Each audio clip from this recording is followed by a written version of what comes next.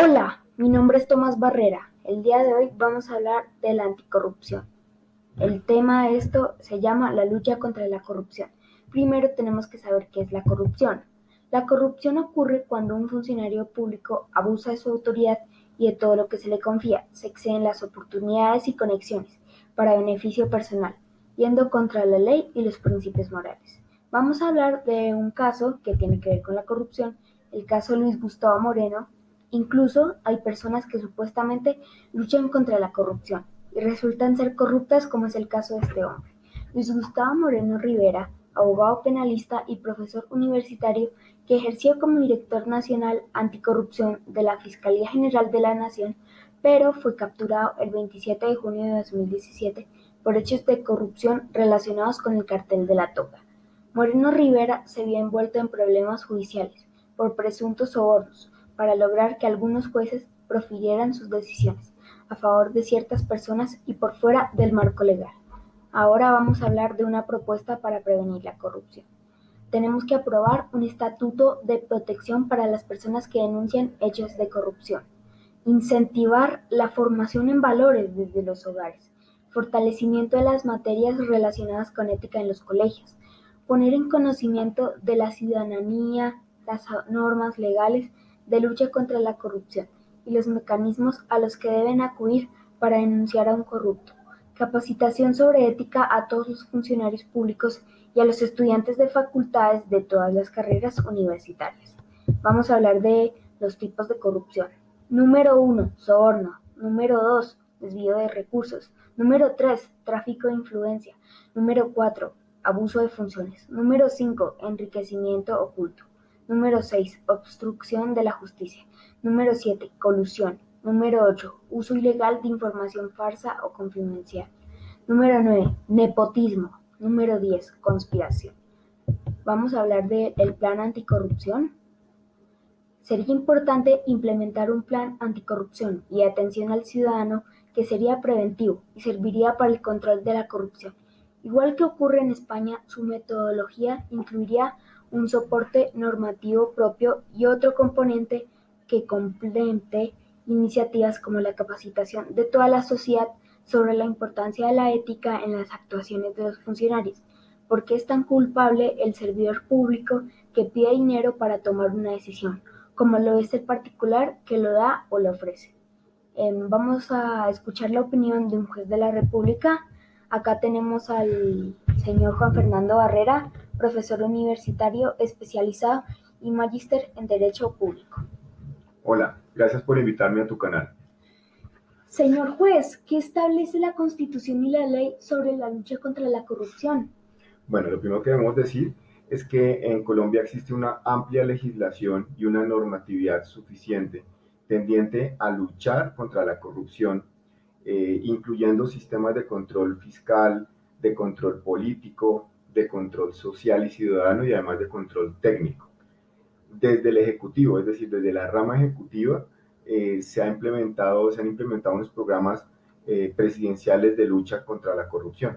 También debemos decir que nuestra constitución política, que ustedes saben que es la norma más importante que nosotros tenemos, en el artículo 270 establece que la ley debe organizar las formas y los sistemas de participación de los ciudadanos que permitan vigilar la gestión pública y que se cumpla en los diversos niveles administrativos, pues con relación a los resultados de ese control que hace la ciudadanía.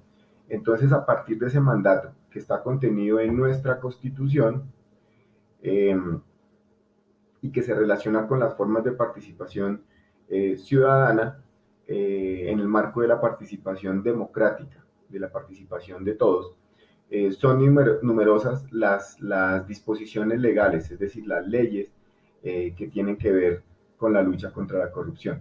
En ese orden de ideas, mencionamos la Ley 42 de 1993, la Ley 134 de 1994, mediante la cual se dictan normas sobre los mecanismos de participación ciudadana para hacer esta clase de controles, la Ley 134 136 también de 1994, que va dirigida a la modernización, organización y funcionamiento de los municipios. En el ejercicio de la actividad contractual pública tenemos la Ley 80 de 1993, que en su artículo 66 establece que todo contrato que celebren las entidades del Estado pues están sujetos a la vigilancia y al control ciudadano, que es muy importante. La Ley 472 de 1998 consagra la reglamentación de las acciones populares y de grupo, que son un mecanismo de participación que tenemos todos los ciudadanos.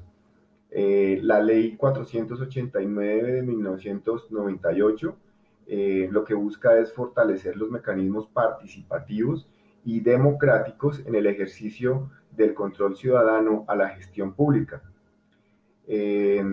También con relación a la participación de los ciudadanos, estos pues se deben vincular al control que ejerce la Contraloría General de la República.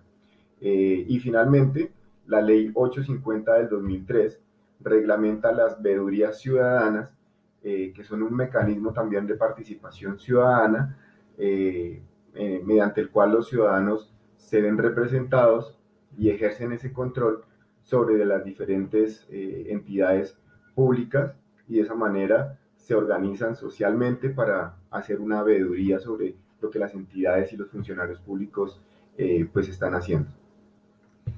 Muchas gracias, señor juez. Ahora, ¿en qué consiste el cartel de la toga?